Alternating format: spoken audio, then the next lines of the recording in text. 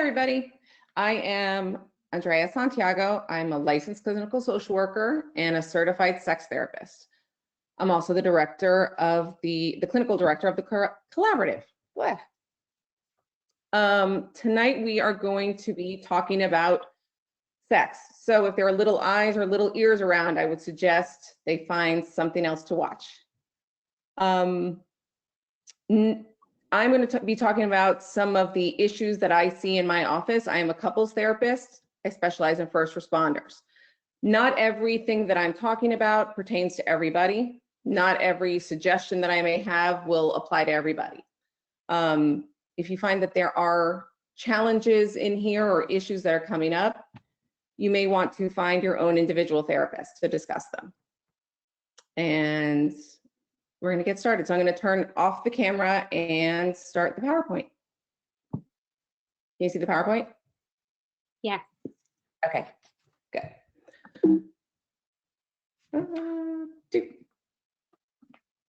All right, so my common couple therapy sex issues. The first one is communication. Either people are not talking about sex, they don't know how to talk about sex, or it is an unhealthy fight. The second issue is time. We do not have enough time. We don't know how to make time. That is a big one. How do we get creative with the time that we do have to find time for sex and intimacy? And the third one is interest. As our lives get busier, it's harder to find interest with all of the different things we have going on between work and kids and school and life. Interest can wax and wane. All right, so how do we communicate about sex? I would like to talk about the definition of sex and sex versus physical intimacy. A lot of people think when their partners want sex or when we're talking about sex, we are talking about and only about penetrative sex. There are a lot of options between physical touch, hand holding, snuggling, showering together, all different things that you can do to be physically connected that doesn't involve sex. And knowing that those different things are on the table allows for more room and more ways to get connected. Yesterday, today, and tomorrow. I hear a lot in my office, the interest that was there when we first started dating is not the same as it is today. You know, interest has declined. When we first got together, we were having sex all the time, and now it's not happening. What I tell a lot of couples is what your sex life was is not what it is, and it's not what it's going to be. As life happens, as life circumstances happen, there will be times where your sex life isn't as active as it was. There will be times where it was more active than it is. It's understanding that and being flexible to go with that. That no level of your sex life is permanent. How we communicate about sex. So telling someone that you were never in the mood versus I miss touching you, I miss connecting with you, I miss being intimate with you. Saying you're never in the mood is likely to cause a fight and some conflict. Saying I miss you is an invitation. I miss the way you touch me, I miss the way you hold me. So if we can learn to turn it away from a criticism or a lack and create an invitation of, I miss us holding hands, can we try that? I miss us being intimate, can we do that? It takes away the tension and allows for connectivity. Sex chicken. It is a very popular game amongst couples where nobody wants to be the first person to bring up sex again for whatever reason. Maybe y'all haven't had sex in a while and nobody knows when to bring it up, or the last time you brought it up, you felt rejected. And it is a hard thing for couples to overcome. But if we can start learning how to talk about sex and not play sex chicken, and sometimes that's where a therapist comes in. A lot of times when couples come in, I'll give them some of the homework. And more often than not, we'll go, okay, so you were assigned to initiate some physical connection. What happened? They were playing chicken. He thought she was going to go first. She thought she was going to go first, and nobody was connecting. So that's an important thing to be careful of. Are you not asking because you're afraid of rejection? Why are you not asking to connect with your partner? Creative connection. As our lives get busier, it's harder to find ways to connect. Technology can be a barrier for connection, but I've found that technology can also be a cool tool for connectivity. So one of my favorite things that I've seen with couples that's worked really well is creating some space for texting. As you have a house and kids and dogs and jobs and schedules, your text chat sometimes reads, you know, the dog needs to go to the vet, this bill is past due, you look hot today, by the way, we're out of milk. It doesn't flow. And it's hard to get excited when you see that little notification on your phone, because there's a 50-50 chance it could be a compliment or it could be something's gone wrong with the house. What I challenge couples to do is to create 2 text conversations. Use Facebook Messenger and use their regular texting. Have one solely for adulting logistical stuff, scheduling, kid pickup, dog issues, medical appointments, and use another for sexting, connectivity, gratitude, so that you have a space on your phone for connectivity. It starts to build excitement and anticipation, because you know if you're using WhatsApp and you see that the WhatsApp light is on, you know that that means it's something positive. It's a bid for connection versus, oh, did the dog, what happened to the kid, what happened to this? Gratitude, using that text space for gratitude. As human beings, for every negative comment we hear, we need 5 positives to balance that out. And sometimes the small things go unnoticed. So this can be a space to acknowledge your partner for things they did. And it doesn't have to be big sweeping things. It can be small moments. Thanks for taking out the trash. Thank you for making me a cup of coffee. I appreciate you picking up the kids. Thanks for letting me sleep in. If you can find a way to find 3 to 5 things every day that you appreciate about your partner, it's going to build that positive connection. That positive connection is going to hopefully can lead to more physical connection. Day dates. With shift work, with schedules, with life, we get caught up in we don't have a Saturday night or we don't have a Friday night to go out. Do you have a Sunday morning? Do you have a Saturday morning?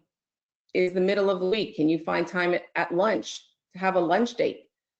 Starting to think outside the box on when we can find time, not just for sex and intimacy, but also to connect, have some one-on-one time with your partner. Make an appointment.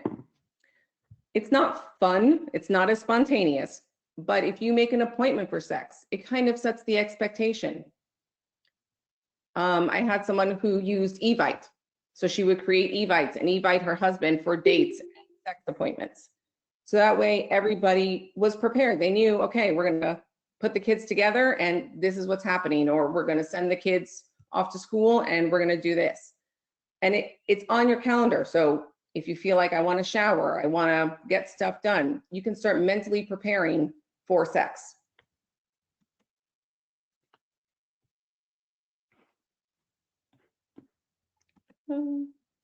Getting in the mood. This is a tough one. As we get busier, it's harder to find time to get in the mood. Our minds are distracted with a million things, but there are small, different things that we can do to help us get in the mood. Intimacy and pizza. One of my favorite analogies about sex and connectivity is thinking about inviting your partner to sex is like ordering a pizza. You both have to be in the mood for pizza.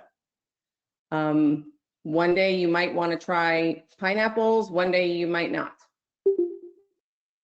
Understanding that in an invitation for connectivity, and you both have to agree on what's happening tonight. So tonight we may be just holding hands, and that's okay. That's what our pizza looks like tonight. Tonight we may be having sex. Tonight we may be just showering together. Tonight may be just cuddling and talking. But if you think about it as dinner, as a pizza, you have to make sure you both eating the same thing. Accessories. As life changes, as things happen, sometimes we need to use accessories, whether we've had medical issues, whether distractions have kept us from getting in the mood. There's a whole range of different accessories that we can use to help get in the mood, to help enhance connectivity. Using accessories, again, is just like ordering a pizza. You both want to be in agreement about what you're going to use, when you're going to use it, and who you're going to use it with. By accessories, I mean reading a romantic novel, using a sexual aid like a vibrator, using some lubrication, reading a romantic novel, watching some pornography. There are now some podcasts that are romantic podcasts that can help get people in the mood to kind of shut down the day-to-day grind that's going on in the brain. Again, we want to make sure that we're talking to our partners about things we want to introduce, either by ourselves or together. Taking away distractions. A lot of people say, you know, just when we're getting ready to have sex, I start thinking about my grocery list or what I have to do tomorrow. Sometimes what happens is when you've got that quiet time, your brain kind of goes, oh, okay, let me think about all that I have to do tomorrow. If you're aware of that, you can do what we like to call a brain dump. You know, what is on your list? Write it down, get it out of your head. Is there noise? Do you need music? If we think about the 5 senses, sometimes having a good playlist that really calms the mind, that connects you, that even brings back memories, creating a playlist of songs that remind you of each other. A scented candle, smelling a candle, scents that relax you, lavender, lemon, whatever you find to help calm you down and to help relax. Taste, is there certain foods you like to eat? Certain treats you like, certain desserts you like? Touch is the other one. When people find themselves, whether intimately or before sex, getting distracted, touch your partner, touch yourself, kind of connect to a person's body part and see if that can help ground you and bring you back to the present moment. I want to open it up to questions because everybody's situation is unique.